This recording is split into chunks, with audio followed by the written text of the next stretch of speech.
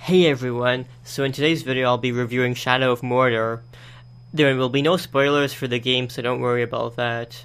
And I know there's been a lot of controversy regarding loot boxes in the game, so I'll cover my opinion on that a little bit later in the video. So I'm not the biggest fan of the Lord of the Rings franchise, and in fact I really haven't read much of the books or the movies. I want to get into it eventually, but I don't know much about it right now.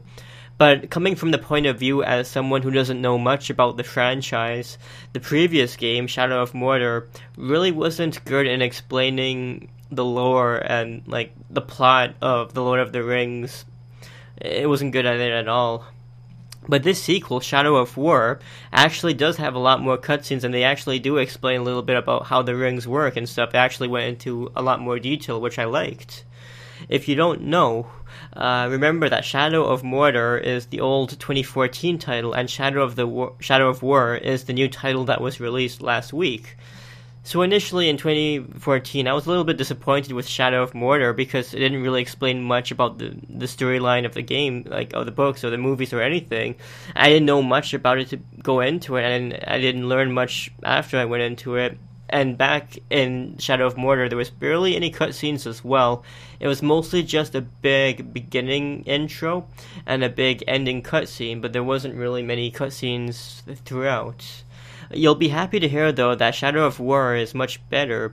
There's plenty of cutscenes throughout, with a lot more characters introduced.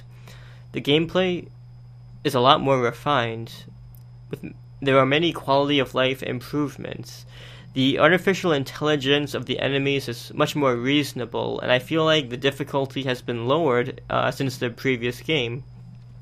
I played both of them on normal difficulty, the old game Shadow of Mordor and Shadow of War, and I like this game on normal difficulty a bit more. I find it a bit more forgiving. Back in 2014, I found that in the old game, the enemies would end up chasing me across the whole world map, and that they didn't really perfect the Nemesis system at all. Now, I feel like they've improved the Nemesis system a lot, and I just didn't find myself dying as much as the previous game. Although there are a lot more narrative cutscenes and characters compared to the previous game, I feel like the actual content of the storyline missions are pretty bland. The missions are mostly just following characters around and maybe doing something stealthy like, killing some enemies, or you can even just fail the stealth and just openly start killing the enemies. There really wasn't much variety in the main storyline missions at all. To be honest, this game, like the game before it, is really just more fun to mess around in, simply because of the uniqueness of the Nemesis system. The Nemesis system is a system where it just randomly generates bosses, which we just call them captains and lieutenants in the orc army, and basically you end up facing them randomized, and you'll face quite a few of them. And the thing is, you will face different ones, different orc leaders a lot, and if you die to, let's say you die to one of them, they will actually level up and get promoted, so they'll get stronger, and you call these people that you die to, or these ones that you face a lot, and if they run away, you keep facing them over and over. We call them your rival, and you can kind of see that you end up you end up shaping the bosses. If you keep using a certain technique on them, they will eventually adapt and become immune to those techniques. It's actually very unique and interesting. I mean, it has downsides, of course, but it's really fun gameplay-wise. You'll eventually see these orc rivals in the main storyline missions as well. And because of that, you'll see that everyone will have a slightly different playthrough. Some of the bosses and enemies will be fixed, they can't change at all, but other enemies, like these kinds of rivals that you end up creating, you'll see them only for your playthrough. And, well, the thing is, as I said, it has some downsides. What might happen is that, what happened to me in the previous game was, I made my character very oriented towards one playstyle. Like, I used to love, just doing close range and didn't really focus much on the archery. But then you end up running into an antagonist who's pretty strong against swords and who's only weak against ranged attacks, and that's a possibility. You might get unlucky, and these leaders might end up appearing in the main storyline of the game, which would be pretty bad. That would actually make it really tough. I don't know, I found that happened to me a lot in the previous game. It might be possible that over time I ended up learning more in this game, so I ended up, doing a bit better as well. Like, I tried to make my character in this game a little bit more oriented towards a mixture of everything, so maybe that's why I found this game a little bit easier. I didn't put all of my eggs in one basket. But I still feel like, compared to the 2014 game, like, it's more difficult to get stuck. In the old game, you used to lose a portion of your money. Now, I don't really see any punishment for dying in this game, except that the foe that you died to will get a promotion and some extra levels. And, when the enemies level up, they might gain some more, it doesn't really openly state the character stats or anything because it's not like an RPG, but you can tell they get like stronger with each blow and stuff. But all in all, the game has really, really fun gameplay, and it's just fun to screw around for a few hours, but I find the story missions are bland. This game has the Batman style of combat. You just mash buttons.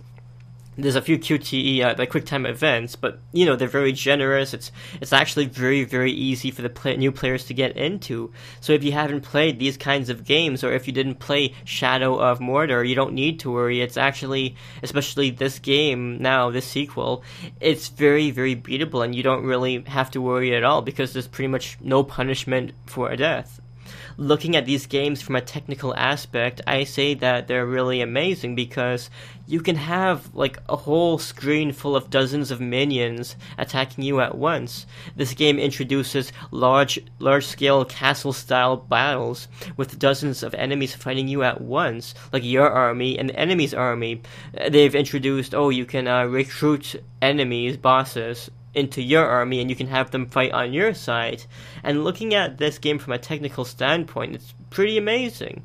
I remember back in the early 2000s, you could, sometimes it was so limited you could only have like less than 10 enemies on the screen at once, or else the game would freeze up. When you look at the large scale, like how big and amazing and grand these battles can become, it's actually pretty amazing how far we've come. So, in terms of the game's length, I would say it's acceptable. It is a little bit on the shorter side.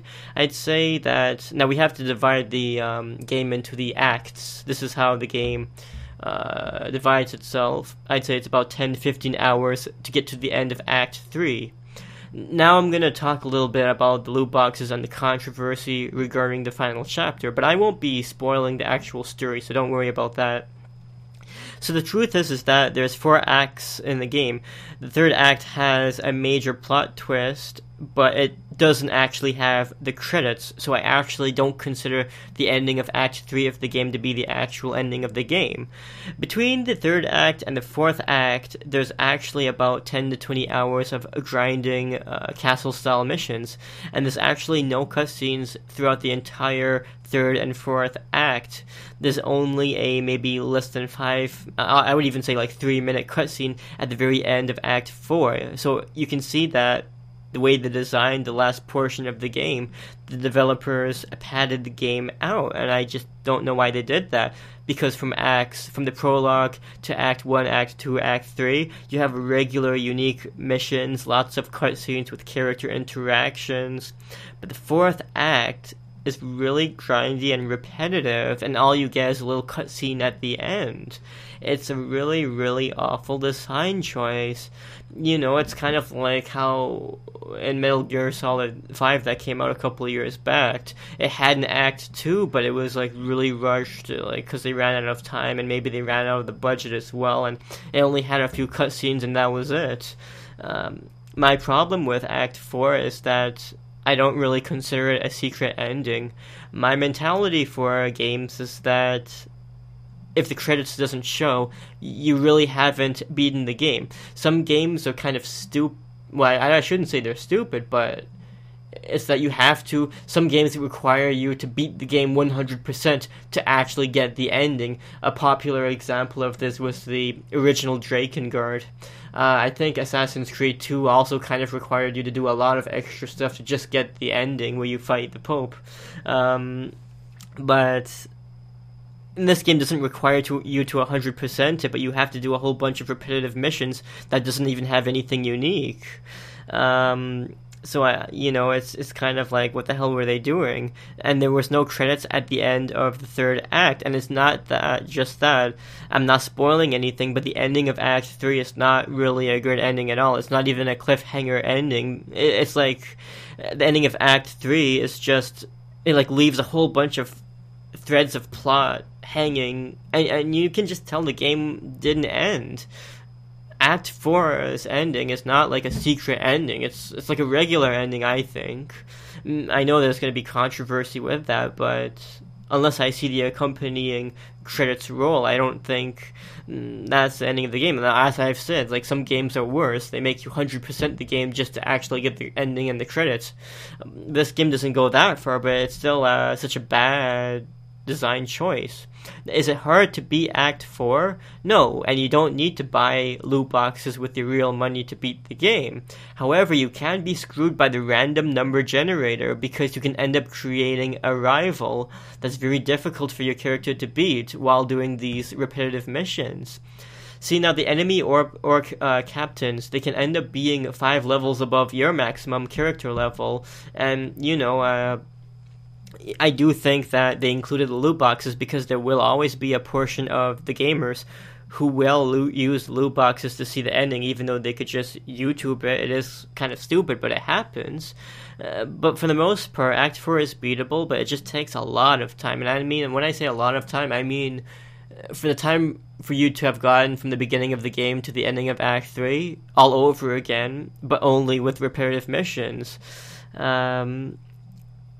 See, in the main storyline, you have to take over these big castles. These are like extra missions, but it's okay because they're only a few times. You only have to conquer the 4 castles to get through the main storyline, to get to the ending of Act 3. But, when you get to Act 4, you have to defend the castle, which is kind of similar in length, but you have to defend your castles across different maps about like 20, 30, maybe 40 times. If you lose, you have to...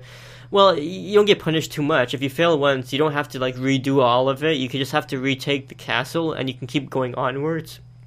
I'd say about 20 to 30 times you have to defend in total, though. But depending on how you played the game and how much you saved up and how many good armies and orcs you recruited, some people might have an easier time with the 4th act. Not everyone is going to want to play these castle mini games, defending it over and over to unlock the ending of the game. Do I think they were wrong to put the loot boxes in the game? Yes, to a point. At the end of the day, companies just want to make more money, and there is definitely a demographic of people who do buy loot boxes all the time. I don't know the mentality behind it, but I feel like maybe there's some people out there that make a lot of money. Maybe it's just kids of really rich parents, and maybe they blow thousands on just buying in-game purchases with their own money. There are more conservative people like myself who will just never even buy DLC at all unless it's like a big expansion pack like Witcher 3 or a Dark Souls expansion pack. But, sadly, it's fact, but there is a portion of the population who will even spend more money on just loot boxes and in-game purchases more than the actual purchase of the video game itself, and I think it's a little bit due to capitalism. I think that there are definitely people out there that have magnitudes more money than you do. Like, I'm talking thousands or even million times your income. What you make in a year might be what one guy makes in a day or a week. But you have to remember that, hey, let's say you're a poor person in North America. You're making magnitudes more than someone in, like, Bangladesh or India, so that's something else to consider. So I don't blame them for putting in the loot boxes. I'd probably do that too if I were them. Look at it from their point of view. But locking the ending behind the tedious grind was purposely done. It's not like they ran out of budget. No, they had intent. It wasn't done by mistake. It was planned. Is the game worth a purchase? Yeah, I'd say it is. Not too much for the story, but the Nemesis system is just... It's so unique to the game. Nobody has really copied it yet. But the gameplay is just fun and addicting and simple, and it's just fun to roam around. And it's just funny to see the the weirdness and of like the randomly generated enemies, like the bosses are randomly generated, and some of them are just so ridiculous looking. You probably see screenshots of that online. I still hold the publishers at fault for the whole loot box situation. In this case, I've played the game, and no, they didn't purposely lock anything that you needed to beat the game.